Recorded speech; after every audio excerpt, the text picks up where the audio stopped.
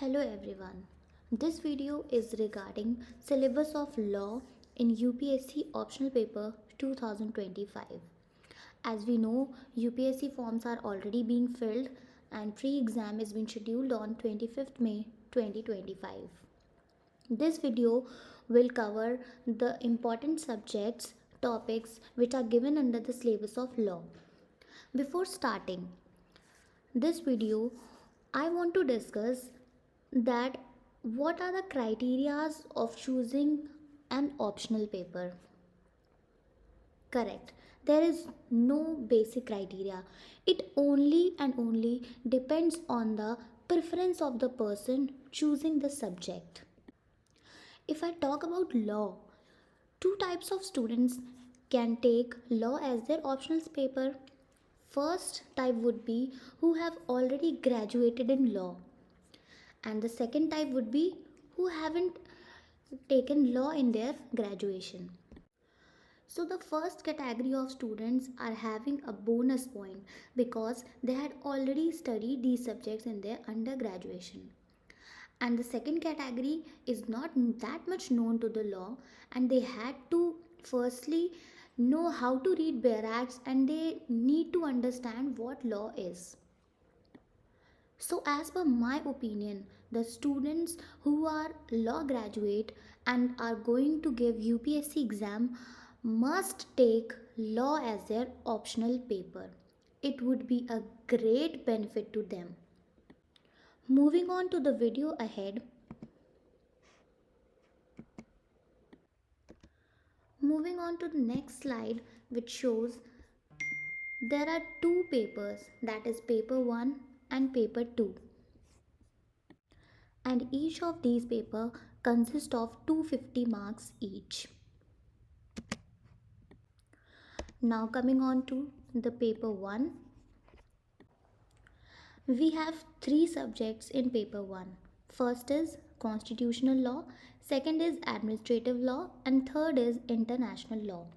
When we see the PDF given by UPSC, the first 2 points are being combined with each other. That is, it is written constitutional law and administrative law as one topic and international law as the second one.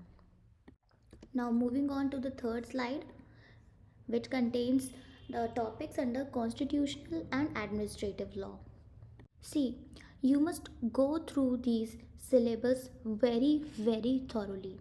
That means आपके दिमाग में ये सारे topics fit होने चाहिए, एकदम याद होना चाहिए कि सिलेबस में कौन कौन से टॉपिक्स लिखे गए थे स्पेसिफिकली. अब बात करते हैं स्ट्रैटेजी की कि when we are going to write a mains paper जो कि ऑप्शनल पेपर है, उसमें हमें क्या स्ट्रैटेजी अप्लाई करनी चाहिए to write the best answer when within the limited time. तो सबसे स्टार्टिंग में we must know the syllabus at very dominant level. Next is कि टॉपिक स्टार्ट करने से पहले वी मस्ट नो कि प्रीवियस ईयर में कौन कौन से क्वेश्चंस उस टॉपिक से पूछे गए थे. बाय रीडिंग दोज क्वेश्चंस हमें पता चल जाता है कि क्वेश्चंस में क्या पूछा गया था, कैसे पूछा गया था और आंसर्स को कैसे लिखना है. तो जब हमें ये पहले से पता होगा कि कौन से क्वेश्चंस पूछे गए थे, कौन से ईयर में पूछे गए थे, किस तरह से पूछे गए थे, तो जब हम उस टॉपिक को पढ़ रहे होंगे तो हमें पता होगा कौन से टॉपिक, उस टॉपिक के कौन से पॉइंट पे हमें ज़्यादा फोकस करना है. प्रीवियस ईयर क्वेश्चंस को और सिलेबस को एनालाइज करने के बाद तीसरा हमारा लेवल ये होगा कि हमारा अप्रोच कैसा हो. इन टॉपिक्स को पढ़ने में अप्रोच क्या होगी कि इनके हमें कॉन्सेप्ट्स को समझना है, कॉन्सेप्ट क्या है, उस कॉन्सेप्ट में इम्पॉर्टेंट पॉइंट्स क्या हैं और केस लॉज. अब क्योंकि लॉ ऑप्शनल पेपर है तो case laws are very mandatory. ऐसा ज़रूरी नहीं है कि यूपीएससी के एग्ज़ाम में बहुत ज़्यादा डिटेल्ड केस लॉज पढ़े जाएं, बहुत ज़्यादा डिटेल में जाने की ज़रूरत नहीं है, पर इम्पॉर्टेंट पॉइंट्स तो तब भी मेंशन करने पड़ेंगे. इन केस अगर ये एग्ज़ाम जुडिशरी का एग्ज़ाम होता तो केस लॉज पे फोकस बहुत ज़्यादा होता, बट बिकॉज ये यूपीएससी के लिए हमें पढ़ना है तो we must know about the case laws और उनकी इम्पॉर्टेंट डिटेल्स हमें पता होनी चाहिए। अब आते हैं नोट्स पर। आपके नोट्स बहुत ही क्रिस्प और शॉर्ट होने चाहिए। वाई? बिकॉज नोट्स का काम हमें तब आता है जब हम रिवाइज करने बैठते हैं। We can not take 2-3 books and revise. So we need our notes, जिससे कि हम अपने जो जो टॉपिक्स हमने पढ़ रखे थे उन्हें जल्दी से जल्दी रिवाइज कर पाएँ। You can also refer my videos because I'll cover whole syllabus in my future lecture series and in this channel. Now अगर हम पॉइंट नंबर 1 से पॉइंट नंबर 11 तक देखें तो ये हमारे स्पेसिफिकली कॉन्स्टिट्यूशन के टॉपिक हैं, जो कि हमारे कॉन्स्टिट्यूशन में स्पेसिफिकली दिए हुए हैं और वो एज इट इज़ हमारे सिलेबस में मैंशनड है। From point number 12 two point number 16 is administrative law. और एज अ होल अगर हम बात करें कॉन्स्टिट्यूशनल और एडमिनिस्ट्रेटिव लॉ की, तो ये एक स्टैटिक लॉ है। दैट मीन्स ये जैसा पहले था वैसा अभी भी है, इसमें बहुत ज़्यादा कोई चेंज नहीं होता है। अगर हमें ईयर वाइज ईयर कुछ चेंज देखने को भी मिला तो दैट चेंजेस बहुत ज़्यादा चेंज नहीं है। कुछ छोटे छोटे से करंट डेवलपमेंट्स होते हैं, कुछ छोटे छोटे नई चीज़ें आ जाती हैं, बस उन्हीं को फोकस करना है। बाकी जो पूरा सिलेबस है वो एज़ इट इज़ हमारा, जो हम अपने अंडर ग्रेजुएशन में पढ़ते हुए आते हैं कि कॉन्स्टिट्यूशन क्या है, उसमें क्या टॉपिक है, एडमिनिस्ट्रेटिव लॉ है उसमें क्या टॉपिक है, वो एज़ इट इज़ सेम है। इस वीडियो में हम बहुत ज़्यादा टॉपिक्स के बारे में बात नहीं करेंगे क्योंकि ये बहुत लेंथी टॉपिक्स हैं। ये एक एक टॉपिक पे हमें इतना फोकस करना है which can not be covered into this single video. तो इधर सिर्फ हम सिलेबस की बात करते हैं कि सिलेबस हमसे क्या कह रहा है और कौन कौन सा एक ओवरऑल एक मैप क्या है, कैसे तैयारी करनी है, क्या स्ट्रैटेजी है, हम इसकी बात करेंगे। अब आते हैं नेक्स्ट इंटरनेशनल लॉ पर। यहाँ पर इंटरनेशनल लॉ के बेसिक्स के बारे में पूछा गया है, जैसे कि उसकी डेफिनेशन, रिलेशन क्या होगा उसका म्यूनिसिपल लॉ से, what is state recognition, state succession, law of the sea क्या है। कई सारी ट्रीटीज़ के बारे में हमें पढ़ना पड़ेगा, जिसमें से सबसे इम्पॉर्टेंट 2 होंगे, जिनमें से पहला है Vienna convention and second is statutes of ICJ. ये 2 इम्पॉर्टेंट ऐसे डॉक्यूमेंट्स हैं जिन पे हमें फोकस करना होगा। Next important topic would be united Nations. UN charter हमें अच्छे से पता होना चाहिए क्या होता है, प्रिंसिपल ऑर्गन्स कौन कौन से हैं, उनके पावर्स, फंक्शंस, कैसे कैसे वो डिफरेंट मोड्स हैं जिसमें वो पीसफुल सेटलमेंट करते हैं सारे डिस्प्यूट्स का, किस तरह से कंट्रीज़ के बीच में हारमोनियन रिलेशनशिप बना के चलना होता है। This will be covered under this topic. अब नेक्स्ट आते हैं कि कौन कौन से न्यू इंटरनेशनल इकोनॉमिक ऑर्डर में और कौन कौन से ऐसे हमारे ऑर्गेनाइजेशन हैं जिनको हमें फोकस करना है। यहाँ पे स्पेसिफिकली लिखा है WTO, TRIPS, GATT, IMF, World Bank etcetera. इन सारे के सारे टॉपिक्स में इंटरनेशनल लॉ में बहुत ज़्यादा कोई चेंज नहीं आने वाला है। इसका मतलब कि यहाँ ये भी हम एक तरह से मान सकते हैं कि ये भी स्टैटिक है, क्योंकि इसमें बहुत ज़्यादा सब्स्टिट्यूशन नहीं आएगा। इन केस अगर कोई नया कोई बन जाता है, हमारा कोई बॉडी बन जाती है, कोई नया एक चेंज आ जाता है, तो वो बहुत छोटे छोटे चेंजेस होंगे। अनलेस इंटरनेशनल को लॉ को भी हम यही कहेंगे कि ये भी एक तरह का एक जैसे स्टैटिक डॉक्यूमेंट होता है उसी तरह का है, जो छोटे छोटे चेंजेस हैं वो हम ओवरसी करेंगे जैसे जैसे अगर आते जाते हैं तो। Moving on to the next slide, that is paper 2। Paper 2 में वी हैव 4 सब्जेक्ट्स और we can say we have 4 important points, that is law of crimes, law of torts, law of contracts and mercantile law, and fourth is contemporary legal developments. अब यहाँ पे एक सबसे बड़ा confusion जो आपके दिमाग में आएगा वो ये आएगा कि लॉ ऑफ क्राइम्स में हमें पुराना वाला लॉ ऑफ क्राइम पढ़ना है या जो नया आ गया है वो पढ़ना है। सो द न्यू वन और ओल्डर वन, ये एक बहुत बड़ा एक कन्फ्यूजन है जो अभी भी क्लियर नहीं हुआ है। इसके ऊपर अभी भी कोई क्लैरिटी नहीं दी गई है। अगर बात करें कि हम कहाँ से पढ़ना स्टार्ट करें, तो हम ये सोच सकते हैं कि देखिए, कॉन्सेप्ट्स कभी भी चेंज नहीं होंगे। हमारा जो पुराना लॉ ऑफ क्राइम्स था और जो अभी नया वाला लॉ ऑफ क्राइम्स में है, उसमें बेसिक चेंज सिर्फ इतना है कि हमारा ऑर्डर चेंज हो गया है, सेक्शंस के ऑर्डर चेंज हो गए हैं, कुछ चीज़ों को हटा दिया गया है जिन्हें लेस इम्पॉर्टेंट समझा गया था, उन चीज़ों की अब ज़रूरत नहीं है तो उनको हटा दिया गया है। तो बस इतना सा चेंज है। बाकी हमारा law of crimes as it is है। कुछ ऑर्डर्स में चेंज हो जाने से ज़्यादा कोई फ़र्क नहीं पड़ता। फंडामेंटल्स हमारे सेम रहेंगे, केस लॉज हमारे सेम रहेंगे। तो इन केस अगर क्लियर हो भी जाता है तो भी हमारा जो स्ट्रैटेजी है, हमारा जो प्रिपरेशन है, उसमें ज़्यादा कोई हिंड्रेंस नहीं आने वाली है। Coming on to the topics, law of crimes में जो टॉपिक्स हैं वो हमारे एज इट इज़ आईपीसी के टॉपिक्स, या अगर हम नए वाले एक्ट की बात करें जो हमारे बीएनएस भारतीय न्याय संहिता में भी वैसे ही टॉपिक्स दिए गए हैं। एडिशनल होगा दो एक्ट्स जो इसमें और ऐड करे गए हैं, which is prevention of corruption act 1988, protection of civil rights act 1955 and plea bargaining. So after this law of crimes we have law of torts. If we see law of torts के consolidated topics from point number 1 to 12, we have whole law of torts.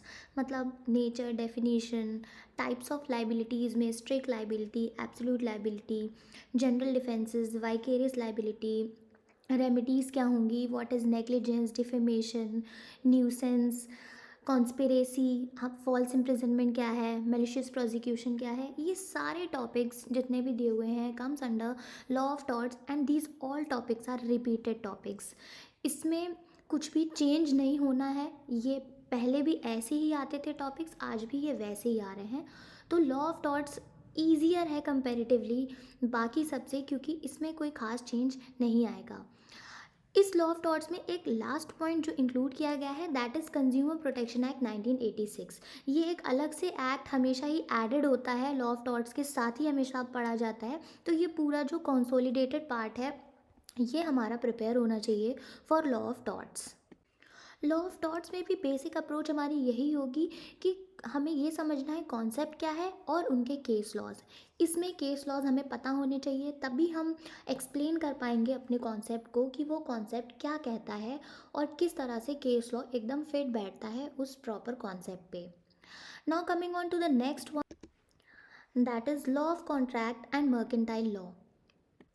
इसके लिए I recommend कि bare act is the best thing जिससे आप ये पूरा का पूरा पार्ट कवर कर सकते हो.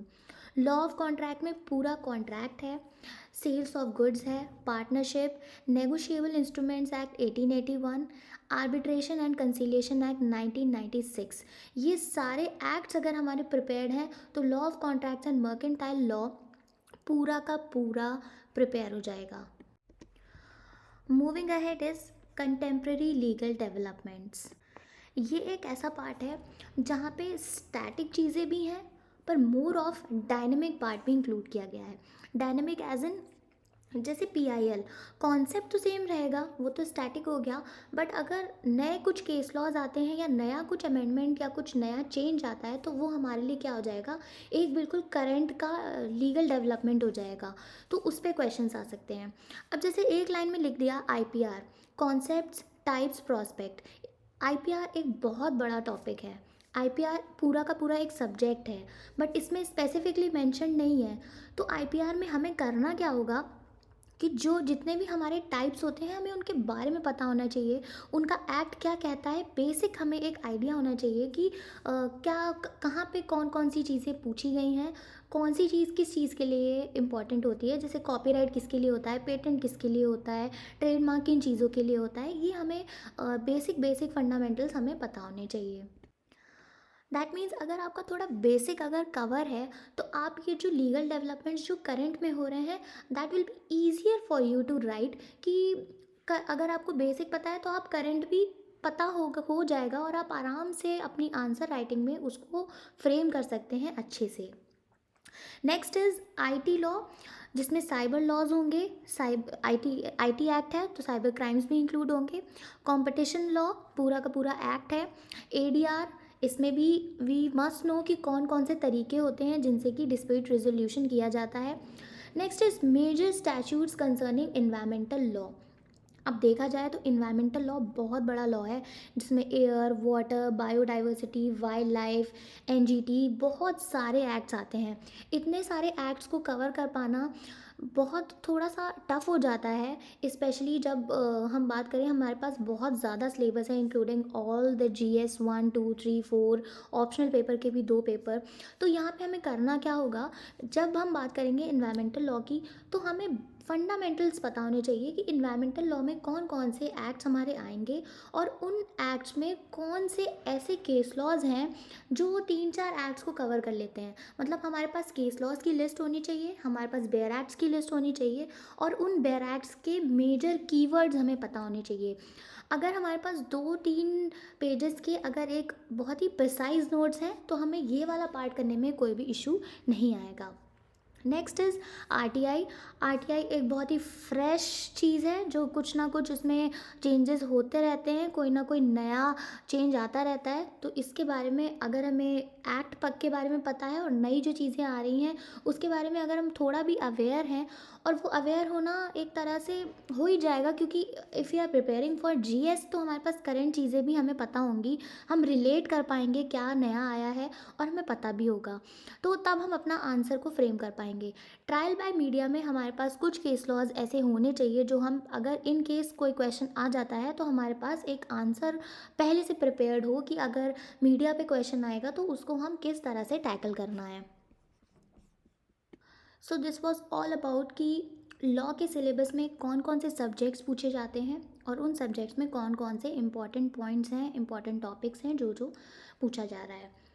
इफ़ यू टॉक अबाउट कि एक लॉ स्टूडेंट के लिए कोई और सब्जेक्ट उठाना, जैसे कि एंथ्रो हो गया या पॉलिटिकल साइंस हो गया, उसको स्क्रैच से स्टार्ट करना is very difficult, rather than जो आपने अपने, चाहे वो 5 ईयर कोर्स हो चाहे वो 3 ईयर कोर्स हो, अगर आपने लॉ लिया है और आप उसको पढ़ रखा है पहले से ही, तो अब उसको एक तरह का दोबारा से आप पढ़ोगे तो एक तरह का रिविजन है आपके लिए। तो this would not be very difficult as compare to any other subject अगर आप उसको चूज़ करते हो। Coming on to the one more important point, एक बोनस पॉइंट है, वो ये है कि हमारा पार्ट 1 में जो कॉन्स्टिट्यूशनल लॉ है, वो पार्ट हमारा GS 2 का पॉलिटी एंड गवर्नेंस को भी कवर करता है। तो ये एक बहुत बड़ा प्लस पॉइंट हमें मिल जाता है लॉ ग्रेजुएट्स के लिए, कि हमारा कॉन्स्टिट्यूशनल लॉ हम ऑप्शनल के लिए पढ़ रहे होंगे, तो हमारा GS 2 का पॉलिटी एंड गवर्नेंस भी कहीं ना कहीं कवर हो जाएगा, जो कि एक मेजर पार्ट कवर करेगा। अब बात करते हैं नोट्स की। आपके जो नोट्स हैं वो प्रिपेयर हो जाने चाहिए बिफोर द प्री एग्ज़ाम। अगर आप ये सोच के बैठे हैं कि पहले प्री हो जाएगा फिर हम अपने नोट्स को प्रिपेयर करेंगे, तो this will be a very bad idea, क्योंकि प्री के बाद आपको इतना टाइम नहीं मिलेगा कि आप अपने नोट्स बना पाओ। वो टाइम आपका पूरा का पूरा आंसर राइटिंग में चला जाएगा।